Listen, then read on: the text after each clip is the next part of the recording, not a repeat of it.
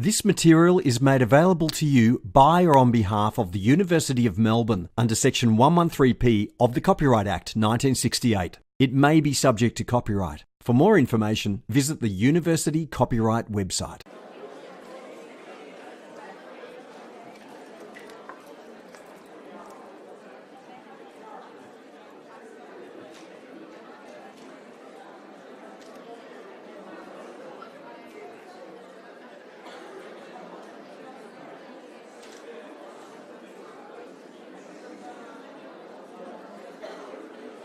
Okay, we'll just wait for the last people to come in and then we'll get started.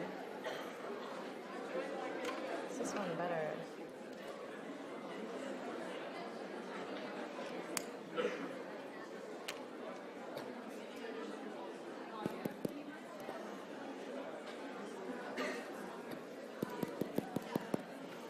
Is this one better or this one? Not this one.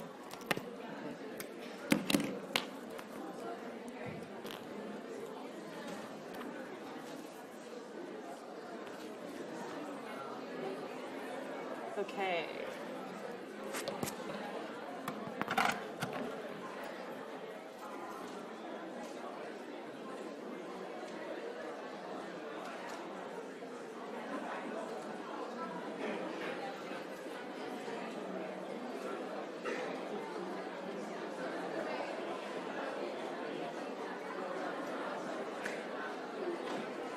Okay, if you can come in quickly, take a seat.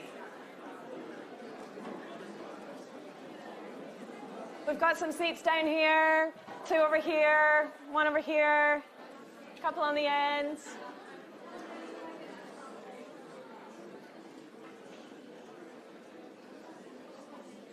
Lots over there, that's an unpopular corner.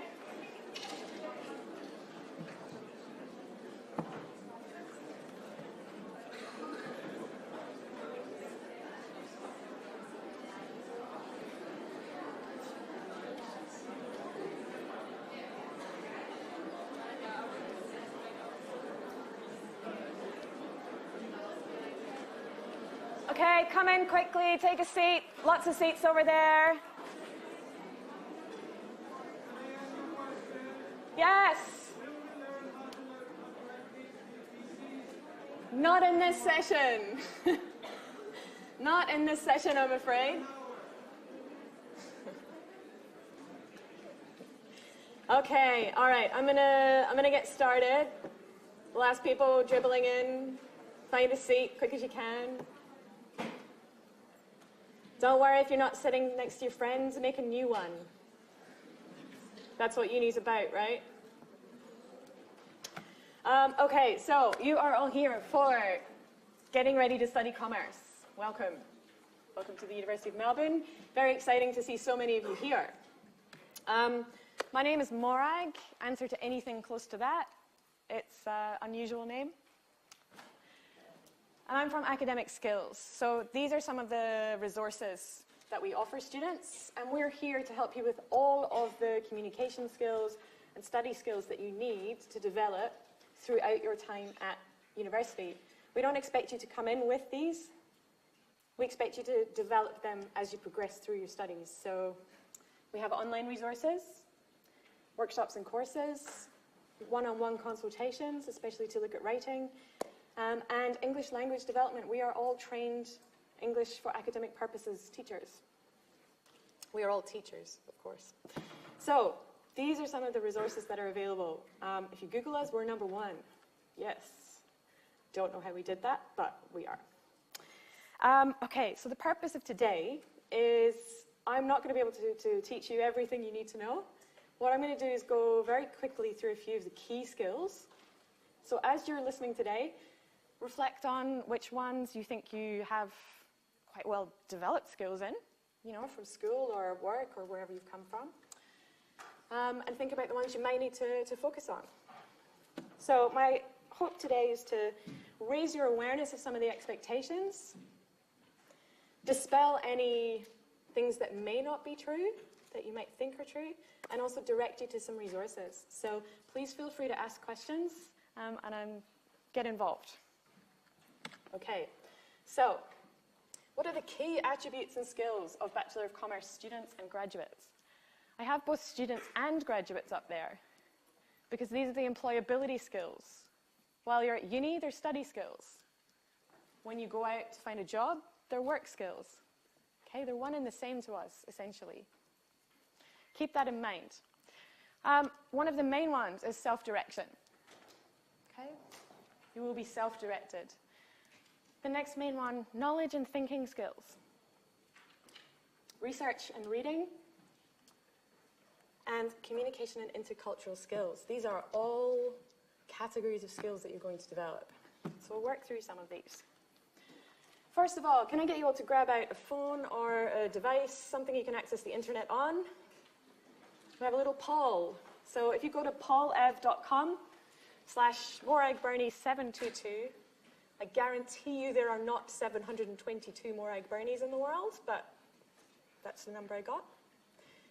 And select one. How many hours are you expected to study each week? Contact and non-contact. So in total, lectures and self-study. We've got 2 seats over here. And we've got 1 seat here.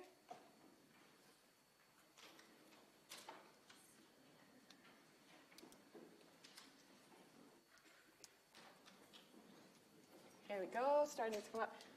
12, 20, let's sing 40, 30, okay.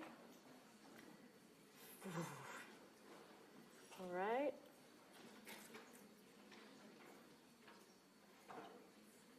Okay. All right, that's, I'm relaxing a little bit. Okay. All right. Oh, less relaxed. Okay. All right. I think some of you have been to other sessions where they've told you this. What's the answer? The majority got it correct. 40. Full-time study is the equivalent of a full-time job. That's why self-direction skills are so important. Anything less than 20 as a full-time student, you're not going to be able to grasp the concepts unless you're an absolute genius. Okay? You might be. More than 50, you're going to burn out. More study doesn't equal more effective study. So study smarter, not longer. Okay? Good. Well, now you're changing your answers. I told you the answer. No, I've got it right. Okay, so I'm going to move on. We'll do some more of those, so we'll use that again. So let's talk about self-direction. Your time is less structured, okay? Less face-to-face time, more self-study hours. Okay, so the majority of that time, 10 contact hours and 40 non-contact hours, 30 non-contact hours. Lucky I'm not doing maths. You've got to consider the big picture. You've got to balance all of your commitments. Study is one part of your life. It's not all of it. If study becomes all of your life, physical and mental health will suffer, and then so will your studies. If you want to manage your time and self-direction effectively, you've got to think about your life as a whole. Spread your workload over the semester. I always tell students exam preparation begins on day 1, week 1. That's when the learning begins. That's when you start to engage with the material. That's when your exam preparation is. You cannot leave it until week 12. And SWOT-VAC is not nearly enough time. That's time to practice applying and answering questions. Use planners to help you achieve this. And set goals, realistic goals. Think about what you want to achieve. What is your goal for the first semester? And how you're going to get there. And measure your progress towards those goals as well. And form study groups.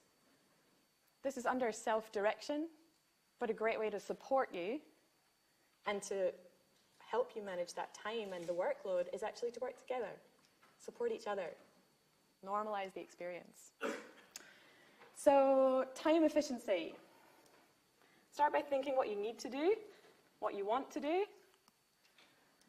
Which times are fixed, like lectures and shoots, which you have to go to? Which times are flexible? Study, for example. Or part-time job is fixed. Exercise is flexible. So think about whether they can be moved or whether they have to occur at a certain time. Then think about what is the best time of day for you to do these things. Who is a morning person? Okay. Pardon? I'm an all day person. Wow. Maybe we have the genius there. Who's a night owl? Who likes to study at night? That's when your brain comes up. Okay. Afternoon? Okay. Don't know? Something to think about. Think about when your brain is most effective, when it really is firing. Do the most difficult or challenging brain activities then. Likewise, if exercise energizes you, do exercise before something you need energy for. Think about it. This is a weekly planner. So remember we talked about fixed and flexible. So you can download this from the Academic Skills website. So start with your lectures and shoots. Add in the flexible stuff. So you've got some training, you've got some family time. Don't have to go by these numbers. It's individual for everyone. You've got a part-time job. Put that in. Then start to think about your study. This might be a morning person. Hey, 40 hours. Woo, 40. Okay, notice how they're also in small blocks. There are no giant study blocks, and where there are concurrent ones, there's a little gap in the middle. So don't schedule giant study blocks. You're never as effective at the end as you are at the beginning. If you're a nighttime person, it might look like that. Okay? Think about it. Make it work for you. The next level of planning is semester planning. So these will be back in the libraries next week. So you can pick up a free one of these in the library next week. We ran out because they were so popular. Map on the dates of your assessments. Then think about how long you might want to complete that assessment and work back. Do that for all of them. Okay? Pay attention to where you've got two concurrently. You might need to spend longer on both, or start both of them a little bit earlier, because you're working on two at a time, plus your regular work. Okay, so take a big picture. And don't forget to also include, oh, go away. No, I don't want to allow that. Go away. Any, other commitments you have, like weekends away or whatever. Okay, resources. Now the video doesn't come. Oh, that's what I said no to. Oh, well. So the Academic Skills Hub, there's time management workshops. We run face-to-face workshops, check the calendar. You can get an assignment planner, a semester planner, a weekly planner, a revision planner, and of course the yearly planner too. So access those to help you. Okay, moving on to the next skill. I told you it'd be fast and furious. Knowledge and thinking. Active learning is the most efficient and effective way for you to retain and understand information. Remember, we are not testing your ability to remember things. We are testing your understanding. So you have to check that you understand. And to check you understand, you have to engage with the material in some way by testing that knowledge. So basically, do something with the information. You can transform it. So if you're making notes, you might take a paragraph and turn it into a flowchart, or summarize a theory into your own words. Match the strategy to the material being learned. So we don't study the same way for everything.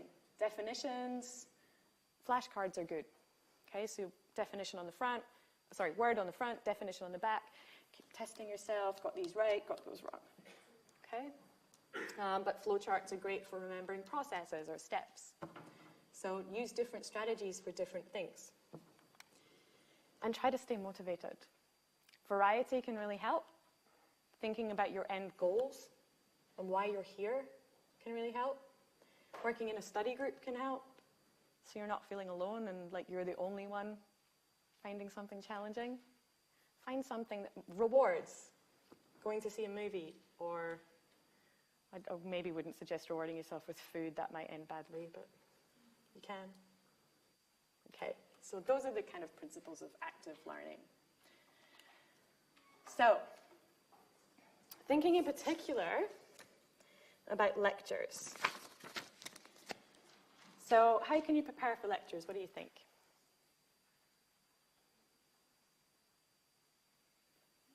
Yes? The readings, Yeah. maybe the subject guide, Great. the review slides if you're given. Yep. So we've got subject guide, readings that you're given, any slides you already have. Excellent. Good. All right. Check the subject overview. Key word there is overview. Remember, we want to always keep in mind the big picture. Quite often you're being asked to make connections between weeks. You're solving case studies that ask you to apply knowledge from weeks 1 to 8. There's connections between those materials, so always keep the big picture. How is this connected to next week, to next week, to next week? Yeah, download the slides. Go in with the slides. You should get those.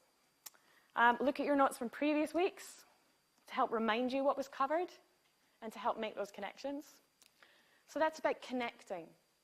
Always trying to connect what you're learning to something that you've learned before. Read about unfamiliar concepts and look up new vocabulary. Okay, go in as prepared as you can. The more you know before you go in, the less you need to concentrate in the session. If it is 100% new and you've never heard any of it before, you've got to work very hard. You've got to listen very hard.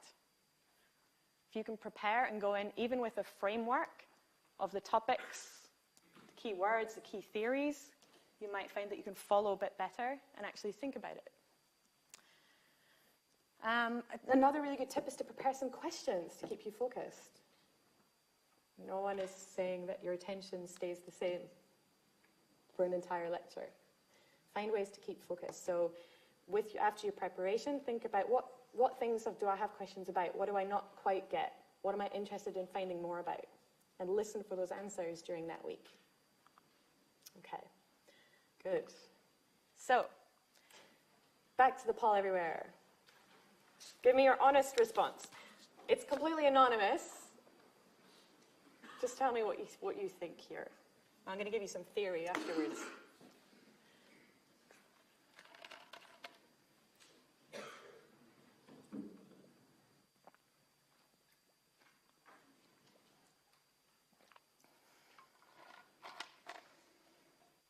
These are all comments we hear from students. So you are not alone in whichever one you choose.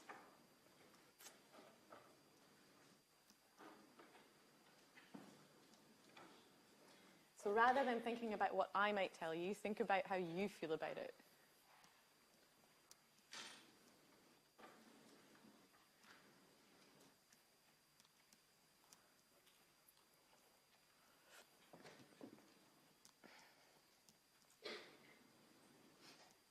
Okay. 5, 4, 3, 2, 1. Okay. Okay, so 66% of you saying yes, keeps me engaged and helps me remember. Okay, good.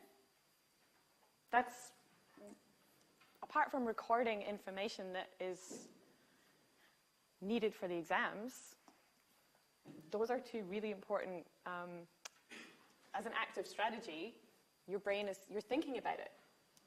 So it does help you remember. And just by doing something, you're sort of engaging.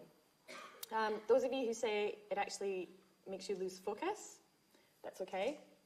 But what I would suggest is have a look through the materials and think about the way that you're approaching note-taking.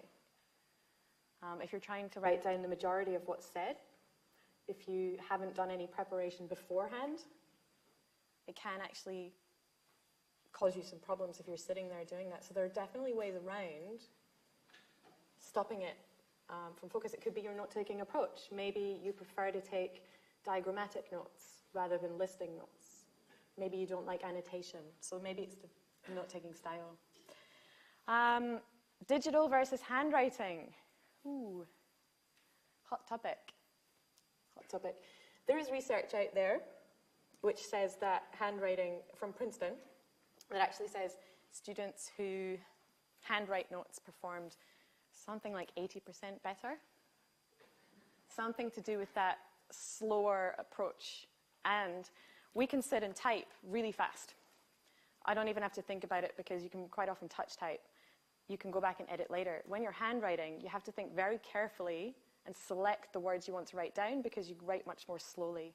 So it's a deeper thinking. That's my feeling. Lectures give you slides. Yes, they are not all the information that you need, though. You do need to annotate them. Good. Excellent. Yeah, this was a study that came out of a different university. So what they did is they took classes and they set out these conditions. What they found was that students who didn't take any notes, but were just given the slides after, performed quite poorly in the exam.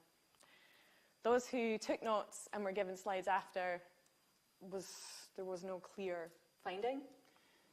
Took notes and given the slides before, performed really well. So it's not just us telling you, there are studies to prove this. Also, this is how much you forget after 20 minutes if you don't take notes. 47%. After a day, 62. After 2 days, 69. And after 75 days, which is about the length of a semester, you've forgotten 75% without taking notes. Note taking is really important. Good. Okay. Any questions? Oh, you could hear crickets in here. Okay. So yes, it is very important to take notes. Last one. Thinking about after the lecture. What are you doing? Which of these are time wasters?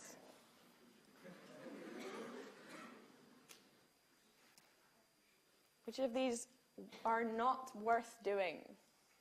Which of these are ineffective?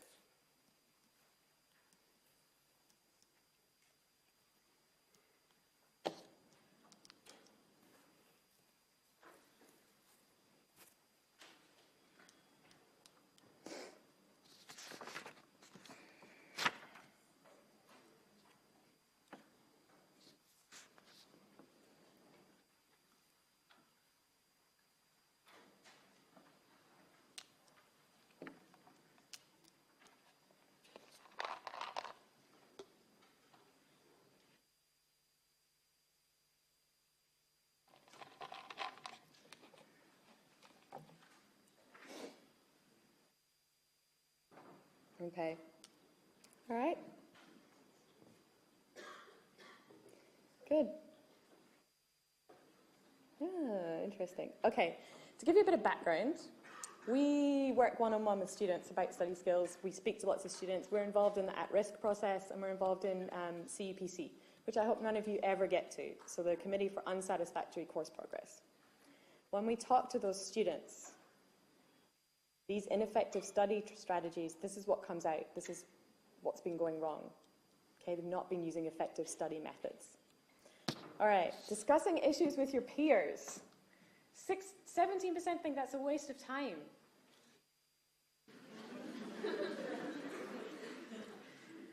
Okay.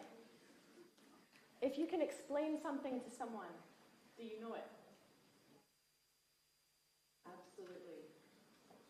If someone explains something to you, might you understand it better? Coming from someone who has worked through the problem as a peer. Yes. Are two heads often better than one when there's a problem? Okay. All right, okay. Working with your peers is a really, really, really effective way. Okay? I'm glad that you agree.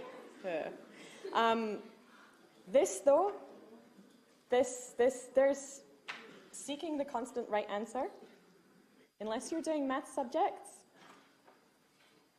you're not going to have right answers. Okay, copying, memorizing sections from reading, yeah, that is a waste of time. unless you change it. Okay? So the next one, changing paragraphs into charts or vice versa, that is not a waste of time. You cannot change a paragraph to a chart unless you understand it. You understand the relationships between the ideas. Likewise, you cannot write up a chart unless you understand it. If you transform the material, you have to think about it, understand it, reproduce it. Listening to lecture recordings in full until you understand, do not do that. That is a total waste of time.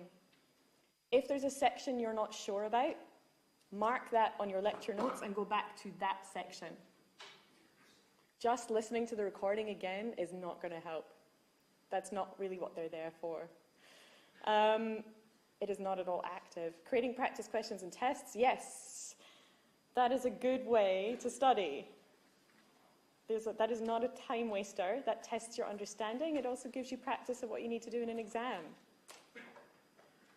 Okay, making study materials, mnemonic devices, flashcards, information gap.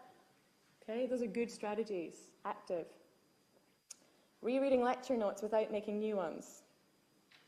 Massive waste of time.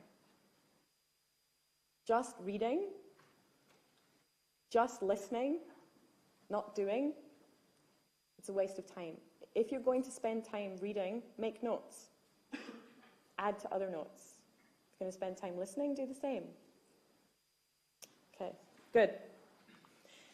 We've got lots and lots of active strategies. We've got flyers. If you're not sure, do come and chat to us, because you've got to keep on top of this. Sometimes we tell students, I think a whole year of year 12 is equivalent content-wise to what you get in 12 weeks here. It's a lot of content that you need to process and learn. Get on top of the study strategies really early. Good, okay. Whoa, all right. Critical thinking, so knowledge and thinking. I'm going to give you 3 minutes. Okay, have a look at this table. I want you to write down 3 conclusions, not descriptions. So I don't want you to tell me that Japan has higher earnings than Kenya. I want you to think about a conclusion. 3 conclusions that you could draw. I noticed this, so this. Okay. Look for patterns and themes, correlations, causations.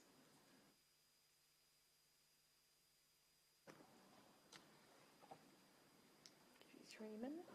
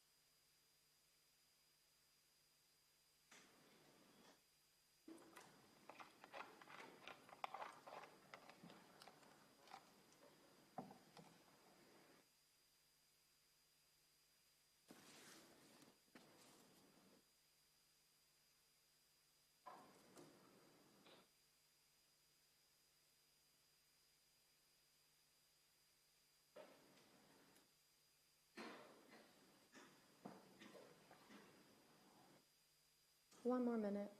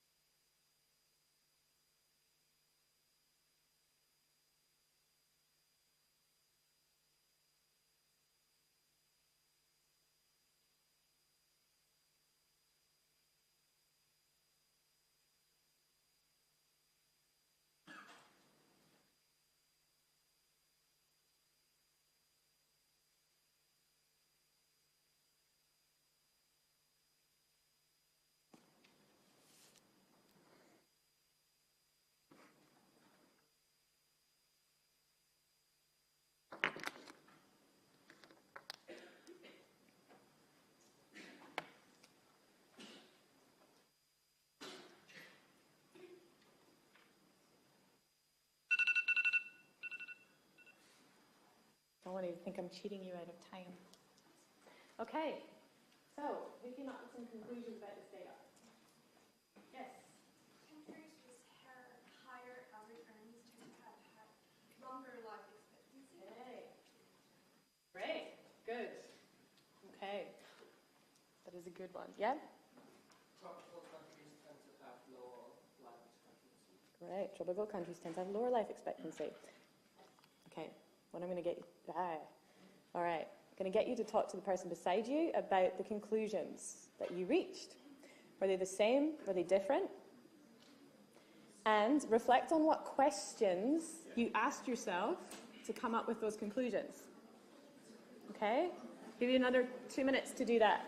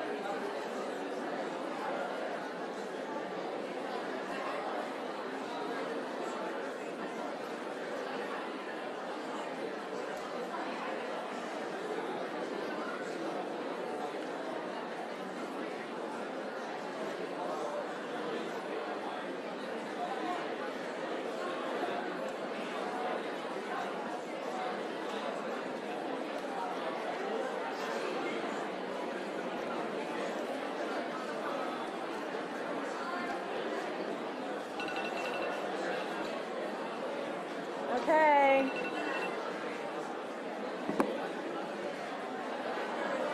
Okay. Sorry to stop you. All right.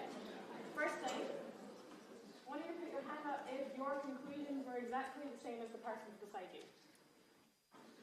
Oh, interesting. We all drew different conclusions from the data. Oh, these guys have thinking the same. Excellent. Okay. The point here is that if you're all going to go off and, ultimately end up as business consultants or managers, this is your skill set. Critical thinking. Okay? You are hired for your minds, your excellent minds, to tell people what your analysis is. Yours will never be the same as someone else's. It might be similar, but there's no right answer. There's just a reasoned, considered conclusion. Okay? Let's think about some of those questions. So, what questions did you ask yourself to come up with the conclusions you made? Yeah. Why did the form pick such specific countries? Okay, why those countries? Why not other countries? Which countries were excluded? Why were they included? Great, what else?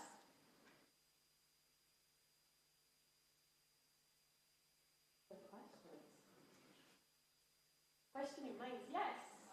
Why male life expectancy? Yeah, good. Why male life expectancy? Okay, good. Yes? What are the correlations between these variables? Okay, what are the correlations between these variables? Okay, good. Why these variables? Critical thinking starts with questioning mind. Asking lots of questions, a lot of why questions, but also here were some that, whoa, what is happening? Okay, some that I thought, there are no right or wrong answers, okay, but when were they taken? How were they gathered? Who gathered them? For what purpose? Where was it published? Why those countries? What do I already know about these countries? Is that impacting my assessment? So is my background knowledge actually influencing my decision? Do they support or refute what I already know? How and why? What does temperate mean?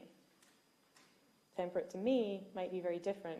Coming from Scotland, temperate's probably different to someone from a tropical climate. How are climate and health related? And so on. Critical thinking begins with questioning. Any questions? Okay. One of the main issues we see in students' writing, and academics tell us about, is that students obviously do the research. And they may do the critical thinking, but it's not reflected in their writing. It's not evidence in the writing. So, just to give you a very quick example, if we have a look at this, would be nice today, some ice cream. This is the market share in the Australian ice cream industry. If I were a tutor and you put that chart in your paper, accompanied by this sentence, would I be happy? Would you be demonstrating critical analysis to me? No, what is it doing? It's describing, right? And I would actually argue the chart makes this point better than the description. So the writing is useless. The chart tells me exactly what I need to know clearly and better than that sentence. Good. So we don't want that. It's very detailed. Okay, it's not that meaningful. Okay, what about this one? Is that, would I be happier?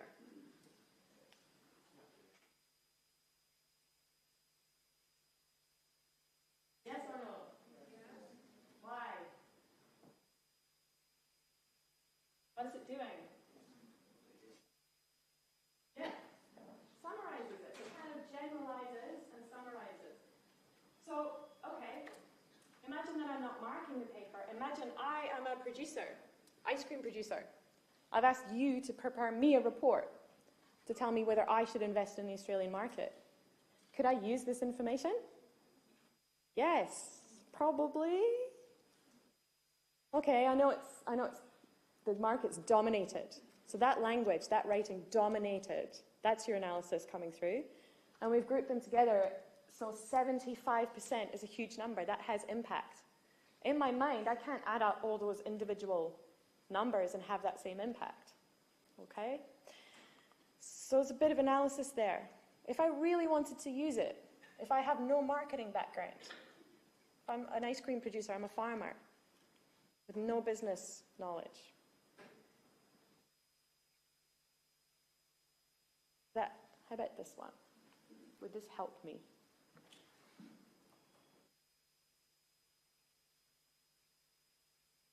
Why? What does this do? Explains it, okay? So this is analysis and interpretation. It's telling me what to do, basically, or what I need to know. So this is significant because that is a language marker that shows interpretation. Okay? This is significant because what this tells us is this means that. It is important because this is the little language prompts that are often missing. You've got to keep explaining why. Why is this significant? If you tell me sales are falling, tell me why that's important in my context to me. Okay? So this is definitely something to keep working on. So go beyond simply describing, understanding, or knowing information. Think deeply and ask questions. You can think about critical thinking and evaluation as two separate parts. So one, you're evaluating the work of other people, okay? And the other one is about developing your own argument. So what do other people say about it, and what do I think about that? What is my position on this issue?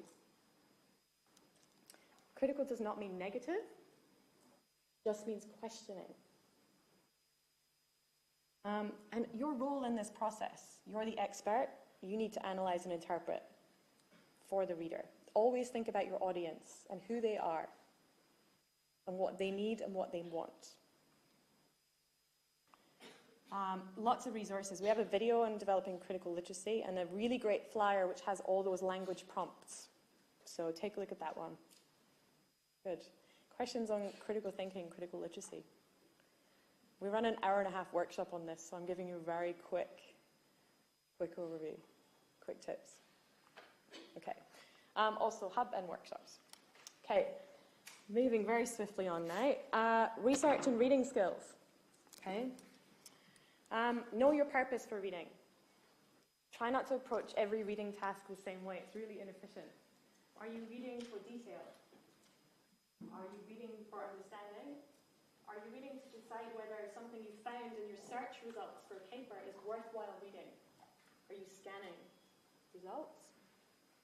Are you answering cheat questions? That's what we call scanning for specific answers, looking for keywords. Okay. Different reading tasks need a different reading strategy, so always know why. Reference as you read, especially if you're note-taking for assignments. The worst thing is to write something down, forget that you took it from a source, or know that you took it from a source but not know which source or where. You can't use it. There would be a breach of academic integrity to use it without referencing it. Always note down the source. Use your own words to take notes. Firstly, it's more active, help you remember it. It also means that you can then lift it and use it immediately into your essays because you've already paraphrased it. Recognize when to stop reading. There's always a time to stop reading. What can help with that is taking a transformative approach to writing where you start with your plan or your ideas and you read around them until you have enough under each section. Then you just cut it, you move on, you do your first draft. If there are obvious gaps, you might go back and fill those in. But there is a reading vortex, don't fall into it. Save that for the research students. Use a skimming strategy to determine relevance, reliability, and credibility of source. So not everything you read is going to be of equal value or credibility or use. If it's not useful, it's not credible, it's not relevant, don't read it. You can look at things like headings, abstracts, introductions, conclusions, dot points. The way that you've all been taught to write, thesis statement, topic sentence, dot points, that's how you can read. You know where you put the important information, where you put the argument in your work, that's where someone else will have put it. So when you know the text type, you know how to read it much faster. You know where the important information is. Good. Let's go no again. I'll leave it now. Okay, we've got videos, YouTube videos as well. Skinning, don't skin things. Skimming and scanning. Yeah. No, thank you. Go away. Now it's gone. And lots of resources in there as well. I think you've got these slides, so you can go and check them out. Communication skills. Very, very important to develop your communication skills. These were lifted from your graduate attributes. So you're communicating ideas effectively in both written and oral formats. Tutor participation, oral presentations, any number of genres that you have to write in. You have to operate effectively in multicultural and diverse environments. Intercultural skills, interpersonal skills, and work collaboratively and productively in groups. A lot of group work. I hope you love group work. This faculty loves group work. Yay. Think about it as a life skill and note down the challenges and wins and use those in your job applications. That's what I would suggest. Group work is never easy, even in professional settings, so don't be upset. It's always a learning experience. Be aware of the different types of communication. So essays. If you're management and marketing, you may write some essays. Case studies, reports. Accounting reports are different from marketing reports. They're different from finance and economics reports. They're all different because reports are usually requested for a specific purpose. Executive summaries, plans, marketing plans, business plans. We write those so that someone will give us money or resources. So they have a very particular purpose and structure. Oral presentations, lots of those too. Discussions, group work, meetings. So there's a lot of communication skills.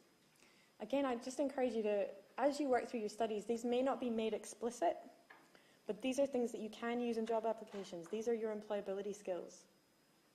If you can work on these and start noting down examples of when you're using them, that's really going to help you later. Okay. Academic and professional writing. Always think about genre. So is it an essay? Is it a case study? Is it a blog? And what are the features of that genre? What does that look like? How can I make mine look like that? Your aim. So are you trying to persuade? What do you want your reader to do or know or believe or understand? And think about your audience more broadly than your tutor. I mean, yes, think about them, because if you write a horrible paper and it's number 399 and they're tired, making their life harder. Make their life easy. Write in a way that they expect. But quite often you'll be given tasks where they say, you are a consultant for company X. Mr. So-and-so wants to launch a company here. Please advise him on what he should do given these factors. So you're actually given an authentic person to write for. Put yourself in their shoes. Look at authentic text types. Because writing is a communication. We don't write for ourselves. We always write for someone else. There's always a receiver. We recommend following a writing process. It helps you to break down each stage of writing. And each stage informs the next, or helps you to do the next stage better. So a video on that. Always demonstrate your critical analysis. And when you're editing, go back through. Take a highlighter or underline the language that shows critical analysis. And if it's not there, go back and put it in. Make sure that it's really clear. Is your argument there? Is your voice there? Or is it just a collection of other people's ideas? Lots and lots of help on there. The main thing with written communication is clarity. Write clearly. That means using simple structures, clear language, direct language, precise language. It doesn't mean using the biggest word you can find and the most complex grammatical structure. You don't need to write like the academic journals that you have to read. We just need to understand your meaning. Good. Okay. Last things, oral presentations and discussions. If it's tute discussions, go prepared. It's easier to contribute if you're prepared. If you're doing an oral presentation in a tute, focus on your brief. So what were you asked to do? What's the aim? Your message and how your visuals and voice support your message. Visuals, voice, and content are equally important. There's lots of videos. There's also a series of videos on pronunciation. One of my colleagues is a speech therapist, and she's done a few videos on pronunciation and tricky aspects. So have a look at that. And the Speaking Clearly series. Okay, and there are also workshops. So that was a fast and furious introduction to some of the key skills that you're going to need. My advice is reflect. You're all different. Like I said, you don't need to have mastered all of these skills right now. You will develop them, and some of you will be further ahead than others in different skill sets. What you need to do is think about your own skills, think about your own goals, and keep working on these. So think about what worked in the past. What are your strengths and weaknesses? Which strategies are you going to try this semester? Maybe pick one or two key ones that you want to focus on. How are you going to measure your progress and know that you're on track? So think about some strategies for actually checking. How much am I understanding? Am I on track? Am I falling behind? And how will you be able to apply what you're learning to your future careers? Keep that in mind too. The last thing is we have an online ready-to-study module. Covers different things to this session. But what this does is, if you work through the module, it will send you, based on the answers you give, it will send you a curated list of resources. So you answered this question in this way, so we're giving you these resources to help you develop those skills. So you can access this in the LMS. So if you go to the Academic Skills Hub, you need to self-enroll in the community. So once you're in the LMS, go to Communities, search for Academic Skills Hub, self-enroll, and that's where a lot of those online resources are. But have a go. It doesn't take long. It's like 10 minutes. 15 if you really think about it. Okay, so are there any questions? Okay. Then thank you and good luck.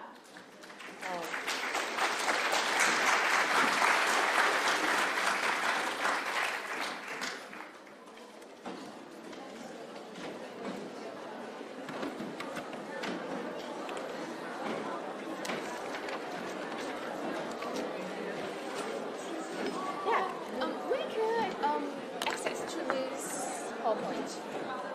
I think that you'll get it from Email. yeah, maybe email, or if you have an orientation site, I think it might be on there. Okay, yeah. Yeah. Thank you. No worries. Can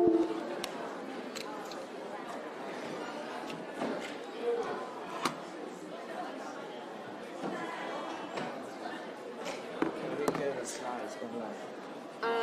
I think that they're made available to you via email or on the orientation slide. So how can we, through our Gmail, email them? I think so, yeah. I've sent them to the FBE team, so the team that have organised all this, so they will send them to you somehow. Yeah, yeah. No worries. So are some of the professors send us job hat links? Job hat. Pardon? They send us links to an app called Top Hat Okay. to view our courses and activities online while we're studying. Okay. But they said that we have to get a subscription if we have to view it from our own devices. Do you have any idea about Top Hat? No, I've never heard of Top Hat. You shouldn't. Like our microeconomics and QM1 teachers. I'm not sure. You'll have to look. If you look in the subject handbook, it will tell you the requirements of the technologies and things that you need. Yeah. Yeah, so if it's like a textbook, you need this, it might be you need to download this app and do that. Yeah, sorry, I'm not sure. Okay.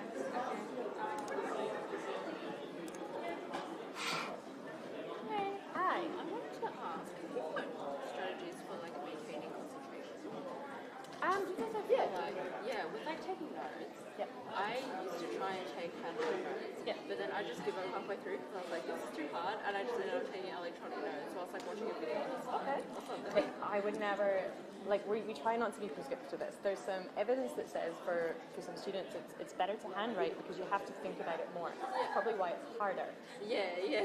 So something that is harder is often you're learning more from it. Right. It's this idea that you have to struggle to learn. Yeah. So this growth mindset idea is that when you're struggling, you're learning. Yeah. Okay. So do I just keep pushing then? possibly, you could also look at the way that you're taking notes. So it could be that you are maybe taking a more critical approach to note taking. Maybe taking an approach where you're trying to fit information into an already existing structure, or using charts rather than summaries, or rather than listing, using a different way to take the notes. So there's a note-taking method and approach. You might find one more interesting or easy to use. There's, I suppose it depends